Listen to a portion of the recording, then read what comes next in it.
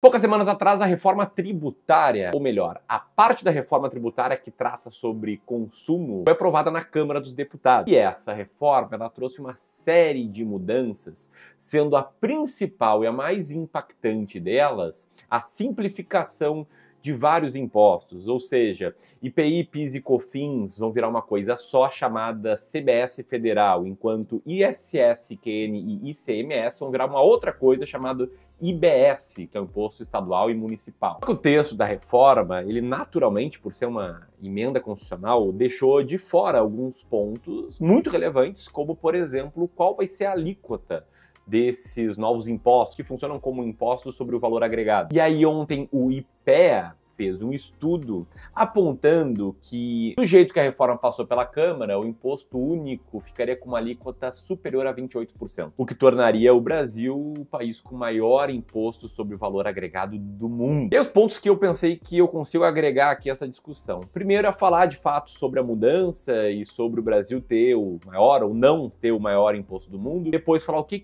isso tende a afetar a economia e, consequentemente, o que isso tende a afetar os seus investimentos, que é como eu consigo te ajudar, né? Quem é clubista sabe, eu sou gestor profissional de investimentos, o Clube do Valor trabalha, né, ajudando clientes a conquistarem a liberdade financeira por investimentos. Mas primeiro eu quero o seu comentário. O que você achou dessa notícia que surgiu ontem? Comenta aqui. Bom, antes de responder se o Brasil vai ter o maior imposto do mundo, é muito importante eu destacar dois pontos aqui para a gente ser totalmente transparentes. O primeiro, o óbvio, né? É muito fácil politizar esse tipo de tema, é muito fácil alguém chegar lá e comentar, vai lá, faz o L. Outras pessoas comentarem, não, isso aí é essencial para cobrir o rombo de gastos do Bolsonaro. Enfim, dependendo das suas crenças, é isso que você pode pensar. Não tem nenhum problema pensar ou agir assim, até porque o meu segundo destaque aqui é pro fato de que todo mundo acaba tendo seus viés. Eu, por exemplo, tenho um viés muito forte contra gastos públicos, contra governos que cada vez mais contam com mordomias, gastam mais e mais dinheiro. Eu, Ramiro, acho um absurdo isso que acontece, acho um absurdo a conta ser sempre jogada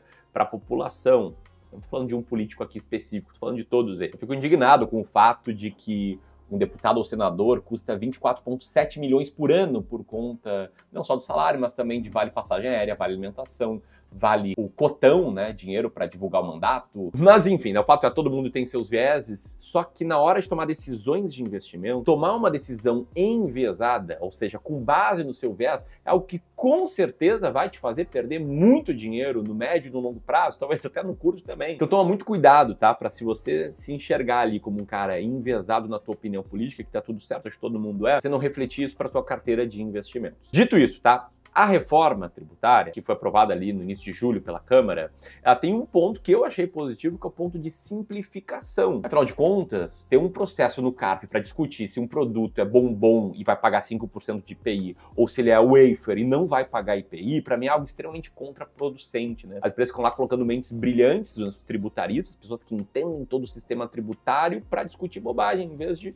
pegar mentes brilhantes e focar em crescer, gerar mais lucro, impactar mais positivamente a vida de mais pessoas. Mas o grande ponto por trás da simplificação é que não ficou claro, e ficou uma grande pergunta no ar sobre qual vai ser a alíquota do tal IVA. Quando eu estudei o texto da reforma tributária, o aprovado pela Câmara, tá? Sem os destaques ainda, eu encontrei um ponto em que o Bernardo Appio, o secretário da reforma tributária, citava um IVA em torno de 25%, que já seria um dos maiores do mundo. Mas o ponto é que o texto não estabeleceu qual vai ser o valor, mas por outro lado, né, o texto previa que, abre aspas, as alíquotas de referência para o IVA vão ser revisadas anualmente, visando fazer a manutenção da carga tributária. Lembrando que a carga tributária brasileira é altíssima, né? É 33,71% do PIB. Só que o ponto é que essa alíquota do IVA, ela no limite, ela vai depender de vários fatores, em especial da quantidade de benefícios tributários que forem aprovados, né? Das exceções que os parlamentares vão conceder para alguns setores da economia, já tirando, né, o fator de simplificação que está vindo. Enfim, foi analisando potenciais benefícios e concessões para alguns setores na economia que o IPEA chegou a esse valor potencial de 28% do IVA, que seria, sim, o maior IVA do mundo, acima da Hungria, que atualmente tem um IVA de 27%. E aí o João Mário de Oliveira, do IPEA, ele analisou dois cenários, sendo o primeiro cenário, um cenário em que exista uma alíquota padrão para todo mundo, sem nenhuma exceção. Nesse caso, o IVA ficaria ali na faixa de 26,9%. E no segundo cenário, ele já coloca ali na conta as concessões que passaram na Câmara, que fariam com que o IVA para os outros setores ficasse em 28,8%. O Haddad respondeu, e num tom meio apaziguador, né? Ele falou algo mais ou menos assim, abre aspas do Haddad. O alerta que o estudo do IPEA faz é bom, porque mostra que quanto mais exceção tiver, menos vai funcionar. Então a gente tem que calibrar bem essas exceções aí. Só que ele também se defendeu dizendo, né, que o estudo do IPEA não leva em consideração uma série de fatores, como análise do impacto sobre sonegação, sobre evasão, sobre cortes de gastos tributários, né, corte de gastos a gente gosta, e uma série de obrigações sociais. Dito isso, Ramiro, entendi, mas o Brasil é ou não o maior imposto do mundo? Vai ser ou não vai ser o maior imposto do mundo? Tem três formas de enxergar isso, e para mim a terceira é que mais faz sentido, tá? A primeira é olhar sobre o imposto de renda que as empresas pagam. Da OCDE, o Brasil é o segundo país com maior alíquota de imposto de renda, mais contribuição social, ficando apenas atrás de Malta. Caso o Brasil já é hoje uma das maiores cargas tributárias do mundo. A segunda forma é falar sobre o imposto sobre o consumo, que é justamente o que eu estava falando agora. Se o nosso IVA ficar acima de 27%, o Brasil vai ser o país que mais tributa sobre o consumo no mundo. E a terceira forma, que para mim é mais correta, é olhar sobre o impacto da carga tributária sobre o PIB. E o Brasil não é, pelo menos por enquanto, o país com a maior carga tributária do mundo, ficando atrás aí de 20 e tantos países. A maioria deles países desenvolvidos. E se você pensar, poxa, então tem espaço para pagar mais imposto, para todo mundo pagar a conta? Eu tenho dois comentários a fazer, tá? Não é porque o coleguinha tá mais lascado que a gente tem que se lascar mais. E o segundo, né? Olha a lista ali dos países que mais têm carga tributária sobre o PIB e olha a qualidade de vida deles. O problema do Brasil aqui é que é uma carga tributária de Finlândia e uma qualidade de vida do Quênia, né? Devido aos exageros. O problema é que a carga não volta. Com tanta corrupção, com tantos gastos absurdos e bizarros, é quase uma doação.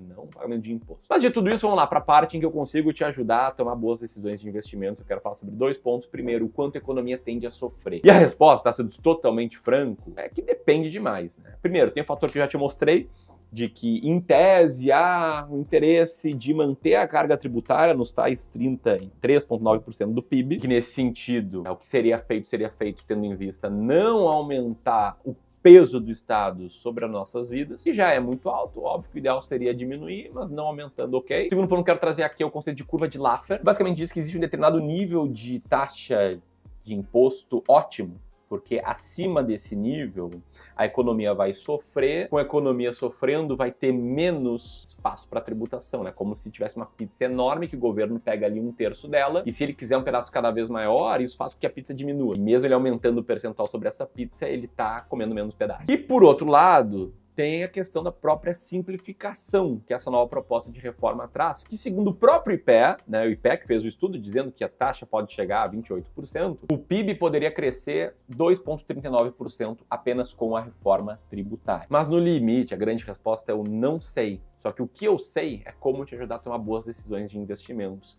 E para isso eu queria trazer uma premissa. Primeira, tá nessa tela, tá? Um estudo que ficou bastante famoso no mundo dos investimentos, mostrando que não tem uma correlação direta entre crescimento do PIB e crescimento do mercado de ações. Até porque em investimentos tudo é sobre preço. Está precificado um futuro muito bom e está pagando muito caro por um ativo, mesmo o futuro vindo bom, mas não tão bom como estava precificado, você pode sofrer. Dito isso, tem três coisas que você tem que levar em consideração na hora de investir. Primeira dela, você precisa ter uma diversificação em várias classes de ativos vencedoras. Eu vou botar aqui um exemplo de alguns clientes nossos que têm uma boa tolerância ao risco, estão claramente no jogo pelo longo prazo, que investem mais ou menos assim, com 60% renda variável e 40% renda fixa. Mas o grande ponto aqui não é o percentual em cada classe de ativos, e sim a quantidade de classes de ativos diferentes. É essa filosofia de investimentos que eu acredito, que eu sigo, que eu aplico na gestão da carteira dos nossos clientes de wealth. E você pode conhecer essa filosofia de investimentos baixando um livro online, né, um e-book, sobre como e onde investir o seu dinheiro, tá? Vou deixar aqui o link para ele, não vou falar sobre isso aqui, senão vou estar fugindo muito do tema, mas lá vai estar explicado a importância de você ter várias classes de ativos para reduzir o risco da sua carteira e aumentar o potencial de retorno. Segunda coisa, é essencial que uma das classes de ativos, pelo menos a sua carteira, seja dolarizada.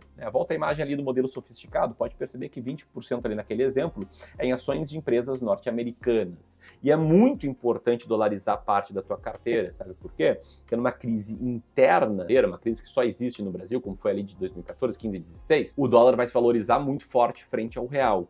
Sem contar que ali você vai estar se expondo a uma outra economia com outra dinâmica, em outro patamar de maturidade. Isso vai reduzir muito o risco da tua carteira. E aí você pode investir nos Estados Unidos de basicamente duas formas. Primeiro, de um jeito mais simplificado, com dinheiro custodiado no Brasil, comprando um ETF de ações norte-americanas, como o IVVB11. E a segunda, de um jeito não tão simplificado, mas em que você faz uma remessa para o exterior, manda teu dinheiro lá para fora e lá fora, sob outra jurisdição, você monta a sua carteira de investimentos. Os dois jeitos de investir têm pontos positivos e têm pontos negativos. Se você quiser dominar essa forma de investir, saber exatamente como investir no exterior e como a gente investe no exterior, vou deixar outro livro, hoje é o dia dos e-books aqui, tá? Sobre como investir no exterior.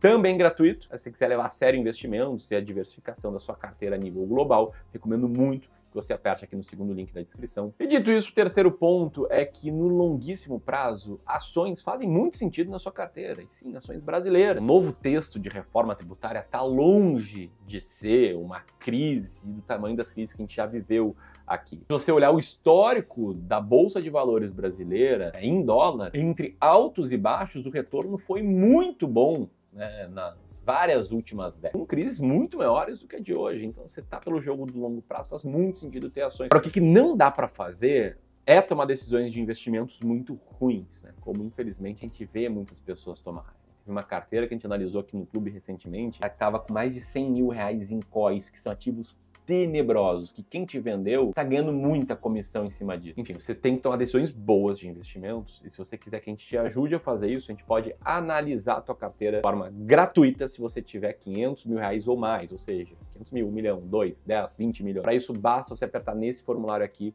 e entrar em contato conosco, é bem rapidinho o preenchimento, a gente vai te ligar depois de você preencher. E se você quiser entender a reforma tributária mais a fundo, eu fiz um vídeo bem completo recentemente, vou deixar o link aqui. Um grande abraço e até mais.